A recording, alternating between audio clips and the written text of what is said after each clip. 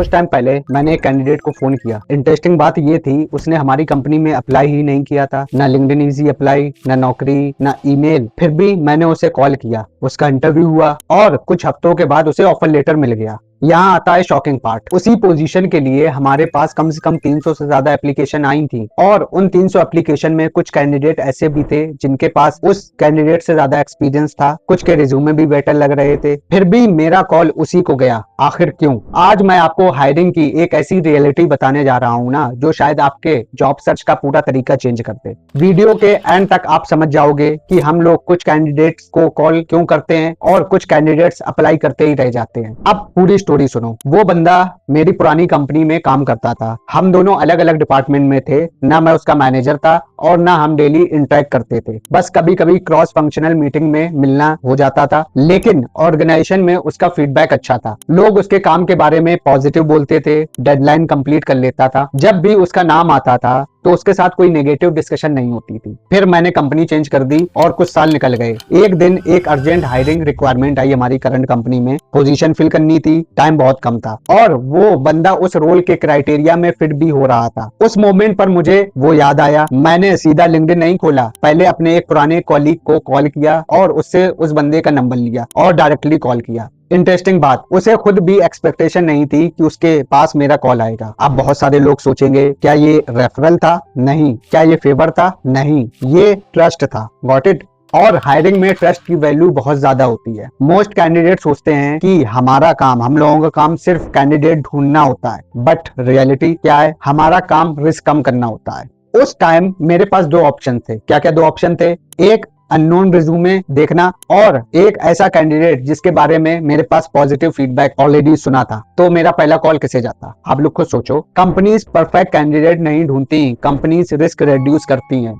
Got it? ये सिर्फ एक बार नहीं हुआ, मैंने एक और हायरिंग केस में भी कुछ सिमिलर देखा था। एक पोजीशन ओपन हुई थी, रिक्रूटमेंट टीम सोर्सिंग स्टार्ट करने वाली थी, जॉब डिस्क्रिप्शन रेडी थी, कैंडिडेट सर्च करने की पूरी प्लानिंग हो रही थी, लेकिन उससे पहले ही हायरिंग मैनेजर ने एक नाम सजेस्ट कर दिया। उसने बोला, एक बंदा है जिसके साथ मैंने पहले काम किया है, अगर वो इंटरेस्टेड हो तो उसे पहले कांटेक्ट करते हैं। और इंटरेस्टिंग बात, उस कैंडिडेट ने अप्लाई भी नहीं किया था, उसको शायद वैकेंसी के बारे में पता भी नहीं था, लेकिन हायरिंग मैनेजर को उसका नाम याद था। Got it? उसको पता था कि वो बंदा प्रेशर हैंडल कर लेता है, उसको पता था टीम के साथ काम कर लेता है और उसको ये भी पता था कि वो बंदा डिलीवरी टाइम पर एग्जीक्यूट करता है। और हायरिंग में ये इन्फॉर्मेशन रिज्यूमे से ज्यादा इंपॉर्टेंट होती है। आखिर में क्या हुआ? कैंडिडेट को कनेक्ट किया गया, इंटरव्यू प्रोसेस हुआ और वो हायर भी हो गया। अब सवाल ये है, क्या उस कैंडिडेट का रिज्यूमे दुनिया का बेस्ट रिज्यूमे था? शायद नहीं। क्या मार्केट में उससे बेटर कैंडिडेट नहीं थे? शायद नहीं। लेकिन हायरिंग डिसीजन सिर्फ रिज्यूमे कंपैरिजन पर नहीं होते, कई बार ट्रस्ट और पास्ट रेपुटेशन गेम चेंज कर देती है। Got it? और इसी वजह से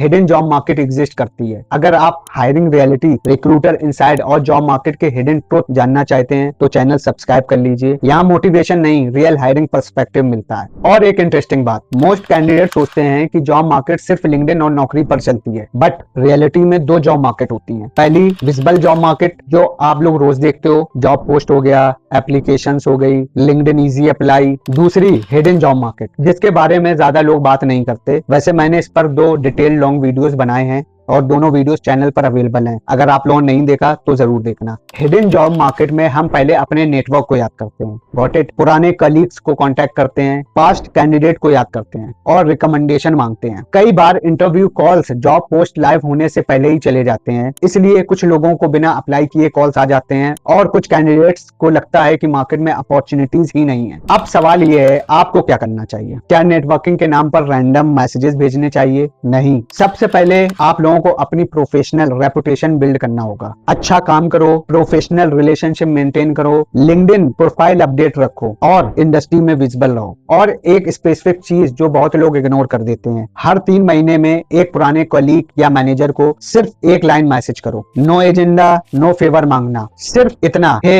hope you are doing well, और क्या चल रहा है आजकल, बस इतना काफी है। Got it? क्योंकि आज जो आपका मैनेजर है वो कल किसी कंपनी में इंटरव्यूअर भी हो सकता है, डिपार्टमेंट हेड भी बन सकता है और डिसीजन मेकर भी हो सकता है, और जो आज आपका कॉलीग है वो कल आपकी ग्रोथ में काम आ सकता है। मैं आज जो हूँ कल आपको कॉल कर सकता हूँ। जॉब सर्च का सबसे बड़ा मिथ ये है कि अपॉर्चुनिटीज सिर्फ अप्लाई बटन से आती हैं, बट रियलिटी में कई अपॉर्चुनिटीज आपके रिज्यूमे सबमिट करने से पहले ही शुरू हो जाती हैं। इसलिए कुछ लोग एप्लीकेशन भेजते रहते हैं और कुछ लोगों के फोन पर हमारा कॉल आ जाता है।